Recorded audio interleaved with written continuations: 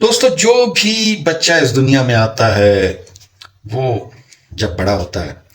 تو اس کی کوشش ہوتی ہے کہ وہ اس دنیا میں کامیاب ہو جائے، وہ کامیابی حاصل کرے، وہ اپنی طرف سے جس چیز کو کامیابی سمجھتا ہے وہ اس کامیابی تک پہنچنا چاہتا ہے، اور اللہ تعالیٰ چاہتا ہے کہ جس کو میں نے اس دنیا میں بھیجا ہے، میرا بندہ جو ہے وہ کامیاب ہو جائے۔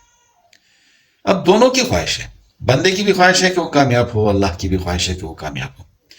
مگر بیچ میں بات یہ ہے کہ دونوں کے گولز ایک نہیں ہیں۔ یہ جو بندہ ہے وہ اس دنیا کو دیکھ رہا ہے،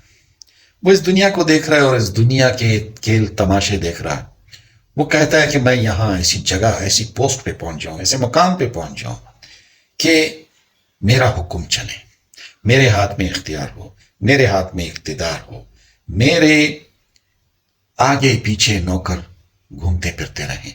میرے پاس شاندار لگژریاں گاڑیاں ہوں، میرے پاس شاندار لگژری محل ہوں، میرے پاس شاندار زندگی ہو، خوبصورت بیوی ہو، جہاز ہوں، پرسنل جہاز ہوں، فارم ہاؤسز ہوں، جزیرے ہوں، اور ایک پرتعیش زندگی ہو، اور میں اپنے بچوں کے سینکڑوں سالوں تک ان کے آرام و آسائش کا بندوبست کر جاؤں۔ مگر اللہ تعالیٰ کہتا ہے کہ اے میرے بندے، تو یہ چھوٹی سی زندگی،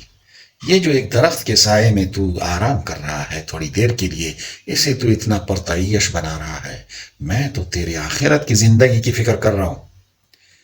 میں چاہتا ہوں کہ تو اس جہان میں، آخرت میں،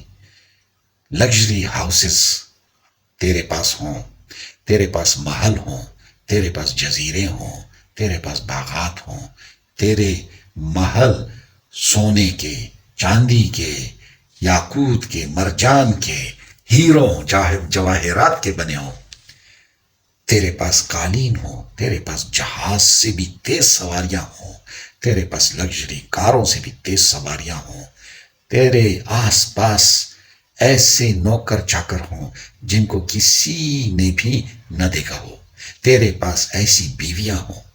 جو تیرے ارد گرد پھرتی ہوں، تیرے پاس باغات ہوں، اور سب سے بڑھ کر تیرے پاس حکم ہو، جس چیز کو بھی تو چاہے کہ حاضر ہو جا وہ حاضر ہو جائے، اور اس سے بھی بڑی بات کہ تیرے پاس پھر اسے کھونے کے لیے موت نہ ہو، تیرے پاس ہمیشہ کی جوانی ہو، تو سدا جوان رہے اور تو سدا مستی میں رہے۔ دوستو، اللہ تعالی ہمارے لیے جو کامیابی چاہتا ہے، اللہ کرے وہ ہمارے نصیب میں ہو۔